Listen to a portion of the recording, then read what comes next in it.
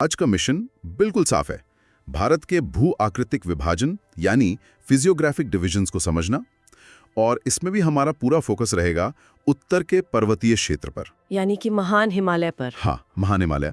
और हम इसे एक कहानी की तरह समझेंगे ताकि सारे जरूरी तथ्य जो हैं वो दिमाग में बैठ जाएं। बिल्कुल। और इस सफर को शुरू करने से पहले एक बहुत दिलचस्प आंकड़ा है जो भारत की जमीन की विविधता दिखाता है। अच्छा। हाँ, मतलब हमारे देश में लगभग आप सोचिए 10.7% हिस्से पर ऊंचे ऊंचे पर्वत हैं। ओके।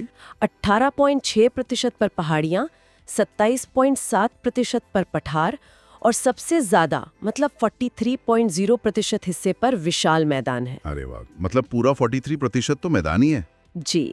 और इसी विविधता के आधार पर भारत को 5 भौगोलिक हिस्सों में बांटा गया है। और आज हम इनमें से पहले और सबसे शानदार हिस्से उत्तर के पर्वतीय क्षेत्र से अपनी यात्रा शुरू कर रहे हैं। और ये कोई ऐसी वैसी पर्वत श्रृंखला नहीं है, ये दुनिया की सबसे ऊंची और सबसे युवा मतलब नवीन वलित पर्वत श्रेणियों में से एक है। अच्छा, तो चलिए इस विशाल पर्वतमाला के विस्तार को समझते हैं। स्रोत बताते हैं कि यह पश्चिम में सिंधु नदी से लेकर पूर्व में ब्रह्मपुत्र नदी तक एक तलवार की तरह फैला हुआ है। हाँ, एक आर्क की तरह। और इसके दोनों सिरों पर पश्चिम में नंगा पर्वत और पूर्व में नामचा बारवा के पास ये अचानक से मुड़ जाता है। इसी को अक्षसंघीय मोड़ या सिंटैक्सियल बेंड कहते हैं ना? एकदम। और इस आकार के पीछे एक बहुत बड़ा कारण है। आप कल्पना कीजिए कि भारतीय प्लेट जो है वो उत्तर पूर्व की ओर यूरेशियन प्लेट से टकरा रही है। इस जबरदस्त दबाव की वजह से हिमालय तिब्बत की तरफ से धंस गया, यानी अवतल या कॉन्केव हो गया। ओके। और भारत की तरफ से बाहर की ओर उभर गया, यानी उत्तल या कॉन्वेक्स हो गया। मतलब जैसे अगर हम एक दरी को दीवार की तरफ जोर से धकेलें तो बीच में सिलवटें पड़ जाती हैं। हाँ, कुछ वैसा ही हुआ। बिल्कुल सही एनालॉजी है। और इसी दबाव का असर इसकी चौड़ाई पर भी दिखता है। वो कैसे? पश्चिम में जहां टक्कर का असर थोड़ा फैला हुआ था, हिमालय लगभग 400 किलोमीटर चौड़ा है। लेकिन जैसे जैसे हम पूर्व की ओर जाते हैं, दबाव बढ़ता जाता है और ये संकरा होता जाता है। हाँ बिल्कुल, पूर्व में ये सिकुड़कर सिर्फ 150 किलोमीटर चौड़ा रह जाता है। ये तो बहुत दिलचस्प है। अब इसके विभाजन पर आते हैं, जो परीक्षा के नजरिए से बहुत जरूरी है। तो उत्तर से दक्षिण की ओर हम इसे 4 समानांतर श्रेणियों में बांट सकते हैं, है ना? जी। तो अगर हम तिब्बत से भारत की तरफ आएं तो सबसे पहले हमें मिलता है ट्रांस हिमालय। ठीक है। उसके बाद आता है वृहद हिमालय, जिसे हिमाद्री भी कहते हैं। फिर लघु या मध्य हिमालय और सबसे आखिर में मैदानों से सटा हुआ है शिवालिक। ये मुख्य हिमालय के भी पार तिब्बत के पठार से जुड़ा हुआ इलाका है। इसमें मुख्य रूप से 3 श्रेणियां आती हैं, काराकोरम, लद्दाख और जास्कर। ओके। और यहीं पर एक बहुत ही महत्वपूर्ण तथ्य है। भारत की सबसे ऊंची चोटी K2 या गॉडविन ऑस्टिन 8611 मीटर्स। जी, वो इसी ट्रांस हिमालय की काराकोरम श्रेणी में है। इसीलिए काराकोरम को उच्च एशिया की रीढ़ भी कहा जाता है। यहाँ एक सवाल आता है। हम अक्सर सुनते हैं कि भारत की सबसे ऊंची चोटी कंचनजंगा है, तो ये K2 और कंचनजंगा को लेके कंफ्यूजन क्यों है? ये बहुत अच्छा सवाल है और एग्जाम के लिए जरूरी भी है। देखिए, K2 जो है वो पाक अधिकृत कश्मीर यानी POK में स्थित है। अच्छा। तो तकनीकी रूप से ये भारत के दावे वाले क्षेत्र में है, लेकिन प्रशासन वहां नहीं है। वहीं कंचनजंगा जो है वो निर्विवाद रूप से भारतीय क्षेत्र में यानी सिक्किम में स्थित सबसे ऊंची चोटी है। समझ गया। तो सवाल की भाषा पर ध्यान देना होगा कि भारत में स्थित पूछा है या सिर्फ भारत की सबसे ऊंची चोटी। बिल्कुल। अच्छा, ये ट्रांस हिमालय और मुख्य हिमालय, ये दोनों एक गहरी भूवैज्ञानिक दरार से अलग होते हैं। उसका कुछ नाम भी है? हाँ, इसे इंडो सैंगपो सचर जोन कहते हैं। आप इसे एक टांके की तरह समझ सकते हैं जहां 2 महाद्वीपीय प्लेटें आकर जुड़ी थीं। वाह। अब हम इस सचुर जोन को पार करके पहुंच रहे हैं देवताओं के निवास में, वृहद हिमालय या हिमाद्री। बिल्कुल। हिम का मतलब ही बर्फ है। ये श्रेणी साल भर बर्फ से ढकी रहती है और इसकी औसत ऊंचाई ही 6000 मीटर है। तो दुनिया की सारी बड़ी चोटियां यही होंगी फिर? एवरेस्ट, कंचनजंगा। जी हाँ, माउंट एवरेस्ट, कंचनजंगा, नंगा पर्वत, नंदा देवी, कामेद, नामचा बारवा, सब यही हैं।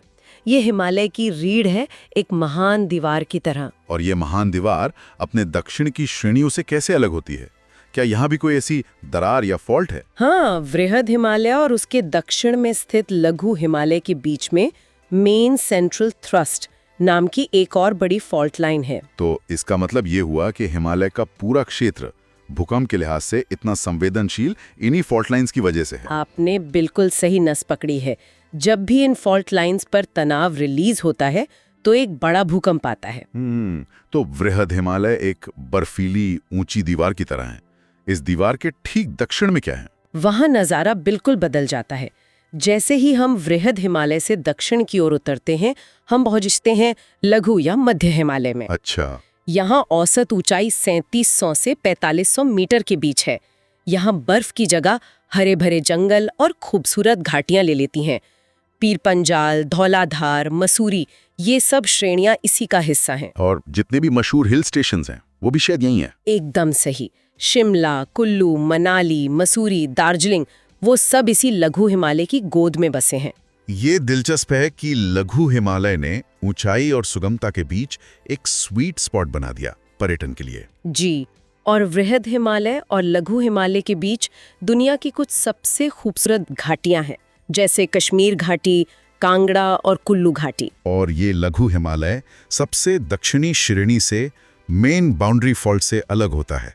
तो ये 3 नाम हमें याद रखने हैं: Indo Tsangpo suture zone, main central thrust और मेन बाउंड्री फॉल्ट। बिल्कुल। अब हम अपनी यात्रा के आखिरी पड़ाव पर पहुंचते हैं, सबसे दक्षिण में और सबसे नई श्रेणी, शिवालिक या बाह्य हिमालय। इसकी ऊंचाई सिर्फ 900 से 1200 मीटर के बीच है। ये हिमालय के पैरों की तरह है। सबसे नई, इसका मतलब इसका निर्माण सबसे आखिर में हुआ? हाँ, जब हिमालय ऊपर उठ रहा था तो उससे निकलने वाली नदियां अपने साथ करोड़ों टन मिट्टी, कंकड़, पत्थर बहाकर ला रही थीं। ओके। यही मलबा दक्षिण में जमा होता गया और दबाव से सुदृढ़ होकर एक और पर्वत श्रेणी बन गया, जिसे हम शिवालिक कहते हैं। ये तो कमाल है। मतलब शिवालिक एक तरह से हिमालय का ही मलबा है जो फिर से पहाड़ बन गया। अच्छा, स्रोतों में दून और द्वार का भी जिक्र है, ये क्या है? जब नदियों ने ये मलबा जमा किया तो लघु हिमालय और शिवालिक के बीच कुछ चौड़ी और समतल घाटियां बन गईं। इन्हीं घाटियों को पश्चिम में दून कहते हैं और पूर्व में द्वार कहते हैं। अच्छा, तो देहरादून और हरिद्वार जैसे शहरों के नाम इसी भूगोल से निकले हैं। अब समझ आया। जी हाँ, ये घाटियां बहुत उपजाऊ हैं और इसीलिए यहाँ घनी आबादी बसी है। ये उत्तर से दक्षिण का सफर तो शानदार था, लेकिन स्रोत बताते हैं कि हिमालय को देखने का एक और नजरिया है, पश्चिम से पूर्व, नदियों के आधार पर। हाँ, ये एक प्रादेशिक विभाजन है। ये भी परीक्षाओं में बहुत पूछा जाता है। इसमें नदी घाटियों को सीमा मानकर पूरे हिमालय को 4 हिस्सों में बांटा गया है। तो चलिए अब पश्चिम से पूर्व की यात्रा करते हैं। पहला हिस्सा कौन सा है? इसे कश्मीर व हिमाचल हिमालय भी कहते हैं। और काराकोरम, लद्दाख, जास्कर, पीर पंजाल जैसी श्रेणियां इसी में आती हैं। जी, मुख्य रूप से इसी हिस्से में है। ठीक है। सतलज नदी के पार पहुंचने पर कौन सा हिमालय शुरू होता है? सतलज और काली नदी के बीच 320 किलोमीटर का हिस्सा कुमाऊं हिमालय कहलाता है। यह मुख्य रूप से उत्तराखंड में फैला है। और नंदा देवी चोटी यही है? हाँ, भारत की महत्वपूर्ण चोटी नंदा देवी इसी कुमाऊं हिमालय की सर्वोच्च चोटी है। बद्रीनाथ, केदारनाथ जैसे तीर्थस्थल भी यही हैं। और काली नदी को पार करने के बाद? काली और तीस्ता नदियों के बीच 800 किलोमीटर तक फैला सबसे लंबा और सबसे ऊंचा हिस्सा आता है, नेपाल हिमालय। सबसे ऊंचा, तो इसका मतलब एवरेस्ट, कंचनजंगा जैसी चोटियां इसी हिस्से में हैं। बिल्कुल। दुनिया के 10 सबसे ऊंचे पहाड़ों में से 8 यहीं मौजूद हैं। आप समझ सकते हैं कि टक्कर का सबसे ज्यादा असर इसी बीच के हिस्से में हुआ था। अद्भुत। और इस यात्रा का अंतिम भाग, तीस्ता नदी से लेकर देहांग यानी ब्रह्मपुत्र नदी के मोड़ तक 720 किलोमीटर का क्षेत्र असम हिमालय कहलाता है। ये सिक्किम, असम और अरुणाचल प्रदेश में फैला होगा। जी, यहाँ आते आते हिमालय की ऊंचाई फिर से कम होने लगती है, लेकिन घने जंगल और जबरदस्त जैव विविधता इस क्षेत्र की पहचान है। तो ये पहाड़ इतने विशाल और दुर्गम लगते हैं, तो सदियों से लोग इन्हें पार कैसे करते रहे हैं? इसका जवाब है दर्रों से, जिन्हें अंग्रेजी में पास कहते हैं। ये पहाड़ों के बीच प्राकृतिक रास्ते होते हैं। अच्छा, तो ये कनेक्टिविटी के लिए जरूरी है। चलिए कुछ प्रमुख दर्रों पर भी नजर डालते हैं। सबसे उत्तर में लद्दाख में है काराकोरम दर्रा, ये भारत के सबसे ऊंचे दर्रों में से एक है। फिर आता है जुजिला दर्रा, जो श्रीनगर को कारगिल और लेह से जोड़ता है। ये लद्दाख की लाइफलाइन है। और कश्मीर घाटी को बाकी भारत से जोड़ने वाला? वो है बनिहाल दर्रा, जम्मू को श्रीनगर से जोड़ता है। प्रसिद्ध जवाहर सुरंग इसी दर्रे से होकर गुजरती है, से भारत में प्रवेश करती है। अच्छा। फिर सिक्किम में 2 बहुत प्रसिद्ध दर्रे हैं, नाथुला और जेलेपला। ये दोनों सिक्किम को तिब्बत की चुम्बी घाटी से जोड़ते हैं। ये तो प्राचीन सिल्क रूट का हिस्सा भी रहे हैं, है ना? बिल्कुल। और सुदूर पूर्व अरुणाचल में बोमडिला दर्रा है, जो तवांग घाटी को तिब्बत की राजधानी लासा से जोड़ता है। तो आज की इस गहरी चर्चा का सार ये है कि हिमालय को समझने के 2 मुख्य फ्रेमवर्क हैं। एक उत्तर से दक्षिण, ट्रांस, वृहद, लघु और शिवालिक। और दूसरा फ्रेमवर्क है पश्चिम से पूर्व का, जो नदियों द्वारा बटा है, पंजाब, कुमाऊं, नेपाल और असम हिमालय। इन विभाजनों के साथ साथ प्रमुख चोटियां, उनकी ऊंचाई और दर्रे, और वो 3 फॉल्ट लाइंस। हाँ, ये कुछ ऐसे बिंदु हैं जो प्रतियोगी परीक्षाओं के लिए बहुत जरूरी हैं। तो हमने हिमालय के भौतिक विभाजन को तो विस्तार से समझ लिया, लेकिन एक सवाल ये भी उठता है कि इन विशाल पर्वत श्रृंखलाओं ने सिर्फ भारत की भौगोलिक सीमाओं को ही नहीं, बल्कि यहाँ की जलवायु, नदियों और संस्कृति को किस तरह आकार दिया है? ये एक बहुत ही गहरा सवाल है। हिमालय सिर्फ पत्थर और बर्फ का ढेर नहीं है, यह भारत का जलवायु विभाजक है। ये मध्य एशिया से आने वाली बर्फीली हवाओं को रोकता है। और मानसून की हवाओं को भी तो यही रोकता है। जी, यही मानसून की हवाओं को रोककर पूरे उत्तर भारत में बारिश कराता है। अगर हिमालय न होता तो उत्तर भारत आज एक ठंडा रेगिस्तान होता। और हमारी नदियां, गंगा, यमुना, सिंधु, ब्रह्मपुत्रा जैसी हमारी जीवनदायिनी नदियों का स्रोत भी यही है। इसने हमें सिर्फ भूगोल ही नहीं, बल्कि एक पहचान और संस्कृति भी दी है। इस जुड़ाव को समझना ही भूगोल की आत्मा को समझना है।